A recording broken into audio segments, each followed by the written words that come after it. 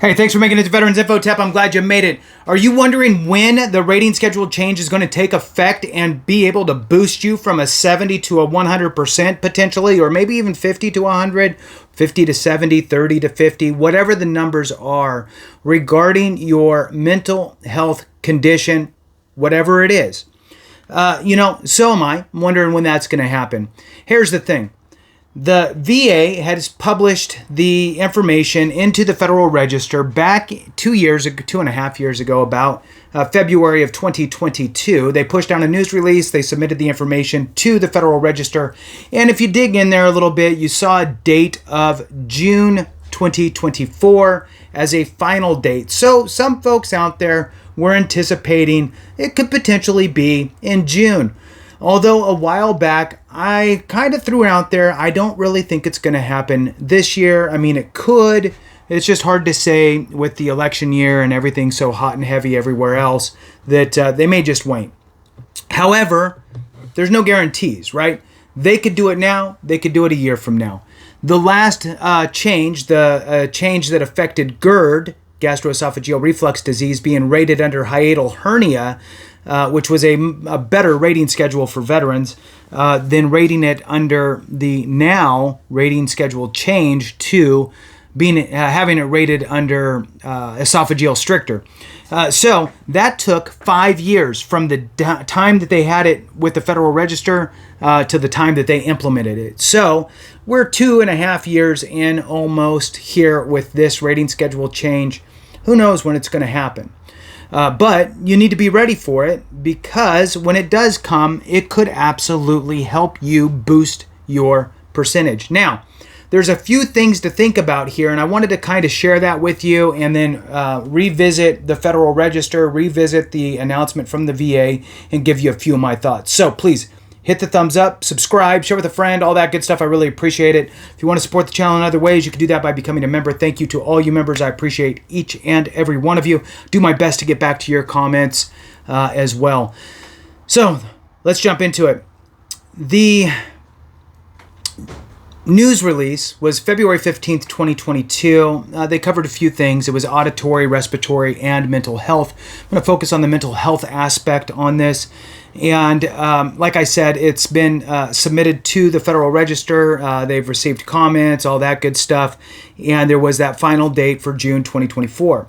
Now, if we look back on what happened with the GERD rating schedule change, right, the digestive system rating schedule change, that change came with a warning on an implementation date. So the VA published a news release stating, hey, we are changing the rating schedule for digestive systems, and oh, by the way, it's going to go into effect on this date.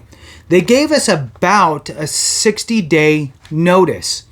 I haven't seen anything yet from the VA, and I'm sure that, somebody out there, myself or one of the others, will notice and see that publication when it comes out. I'm assuming, right? And I get it, assume, right? But my guess is that the VA is going to do the same with the mental health rating schedule change, that they're going to publish an announcement that says, hey, we're changing it and it's effective on this date.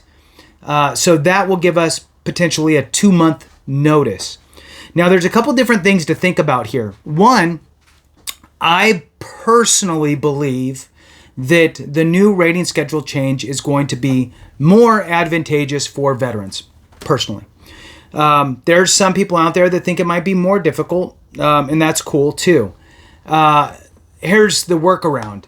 If you have a claim in place that rides both the new and the old rating schedules, right? So you submit it before the new one gets implemented, okay? So, for example, new one's going to be implemented in 2 months. Okay, great. File your claim now. You filed your claim during the current time frame with the current rating schedule, and now the VA is supposed to look at both rating schedules and determine which one is more beneficial to you percentage-wise and award you that percentage. So that's one workaround. Here's the other piece. If you're already rated with the VA you're stay where you're at. Even if the new rating criteria would allow you a big bump and push you from 70% to 100% rated with the VA is not going to change anything for you. You actually need to file a claim and ask for an increase on your mental health rating.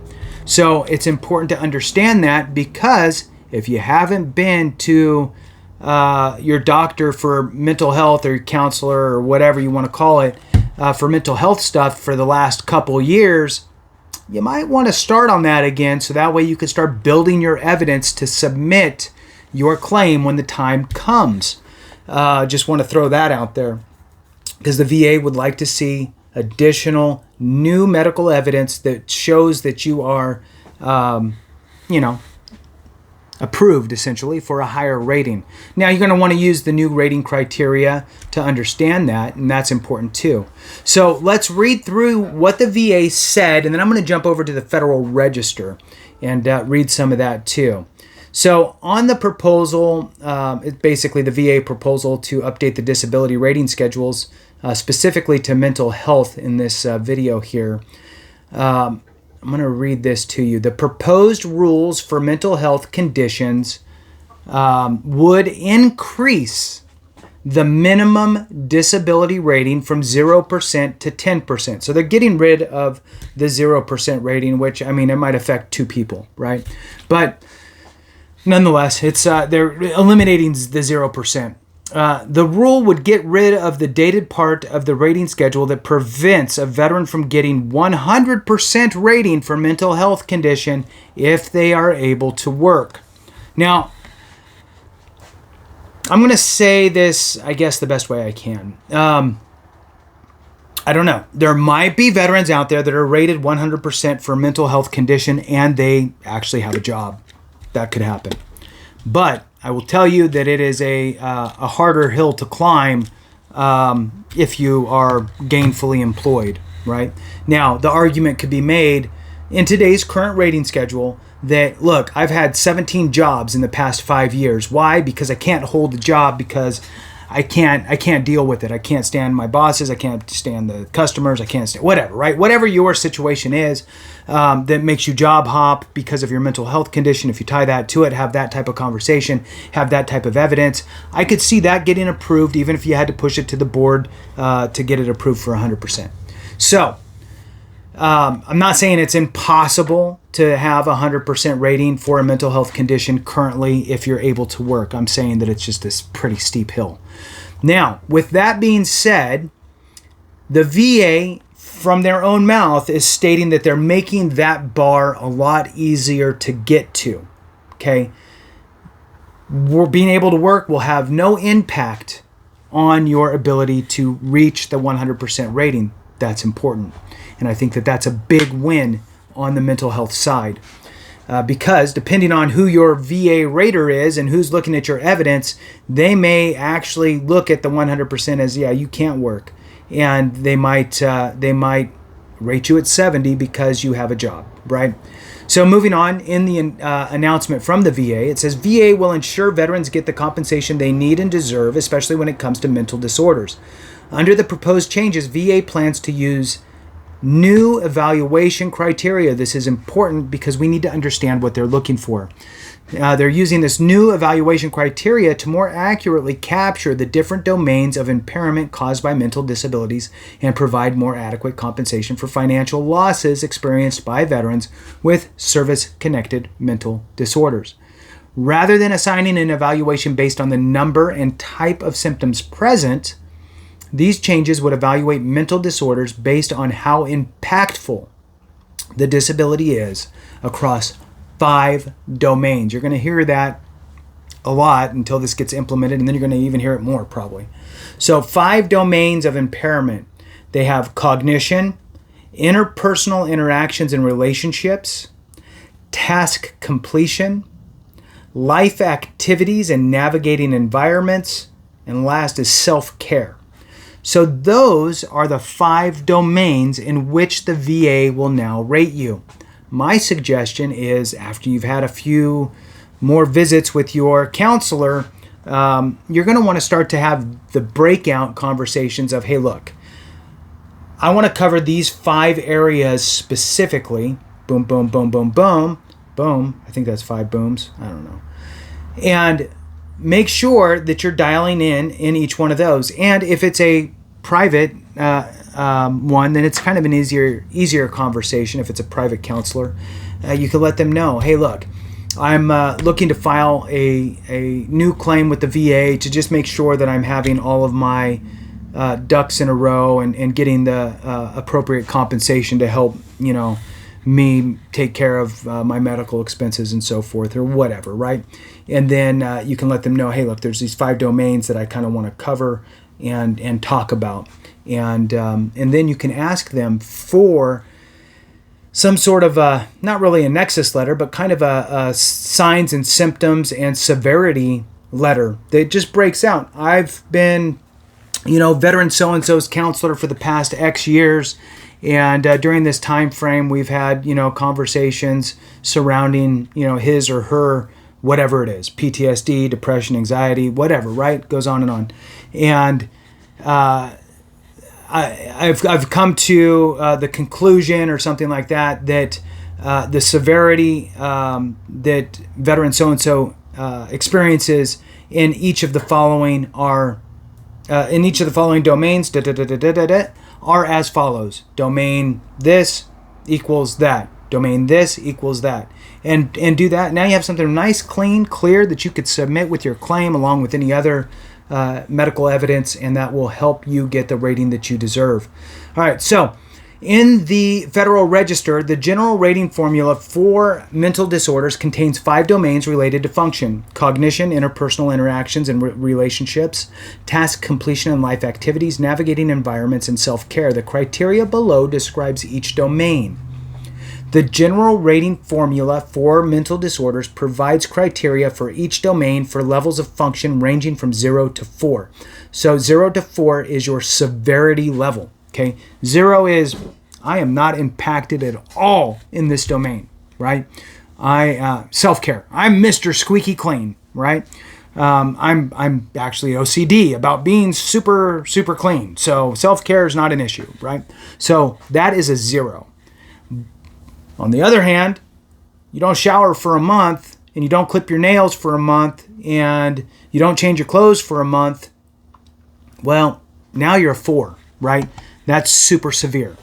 So, moving on, 0 to 4, you get it. There's a 1, 2, and 3 in there in the middle. So that's a conversation that you'll have to have with your counselor to decipher how severe your situation is on a 0 through 4. So, moving on, the levels of function ranging from 0 to 4 as appropriate. The highest level of impairment, a score of 4, signifies total, just complete impairment. And the lowest level of impairment, a score of 0, signifies no difficulties whatsoever. Evaluate based on the level of impairment in each domain and the number of affected domains. So, the way they're looking at this is, okay, you have your 5 domains, right? Now work those 5 domains, write them down, have that conversation with your medical provider, and then have them, you're a level 3, you're a level 4, you're a level 2, you're a level 1, you're a 0, right? So let's use the 5 domains and say that you have a 0, a 1, a 2, a 3, and a 4. We'll just use that, right? You got one of each in each one of your 5 domains, okay? So if you have that array of circumstances, it says here, in order to be rated at 10%, it's just that's the minimum. You just need to have a mental health condition. If you need to have, or if you're at 30% rating, you need to have a level 1 severity in 2 or more domains. So in 2 or more of your domains, you have a level 1. Seems pretty easy to get to. Level 2, a 50% rating would require a level 2 severity in 1 of your domains. Okay? Any one of them. All the rest could be 0s. You just need 1 level 2 severity in one of your domains. Okay, that takes you to 50%. Well, what's it take to get to 70? You need to have a level 3 severity in one domain. All the rest could be zeros, right? So a level 3 in one domain, or maybe level 3 is a bit high, right? So they have an or you can have a level 2 in 2 domains. So level 2 in this domain, level 2 in that domain, all the rest could be zeros, and now you're at 70%. Level 2, okay, so that's in the middle, right? Because it's a 0 through 4, so that's kind of a middle one there, as far as severity is concerned. So seems doable. I'm just saying, 70% rating if you have a level 2 severity in 2 or more domains, or you just have one domain that's really bad, right? And you're at a level 3 for that, with level 4 being the highest.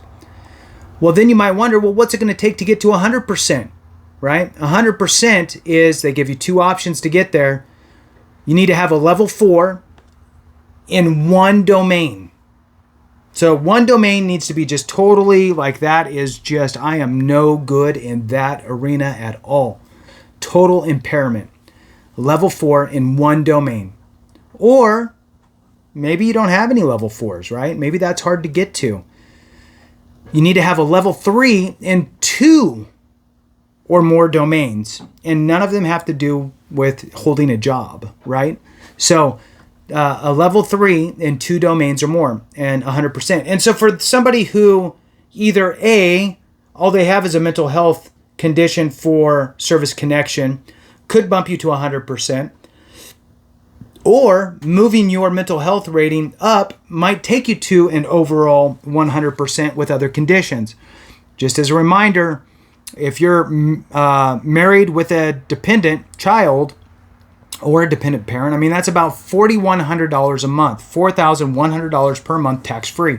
So important to know that it's a big jump going from anything up to 100. Even 90 to 100 is a huge jump in monetary payment. So tax-free money in your pocket could be disposable income for you, could be helping you to survive better. So it's good to keep an eye on this stuff, know what's going on out there. We'll keep an eye on when this goes into effect. When I find out the dates, I'll be sharing them with you. I just wanted to give a nice refresher. Thanks so much for watching. I appreciate you. Have a great one. And remember, if we don't take care of each other, something went wrong.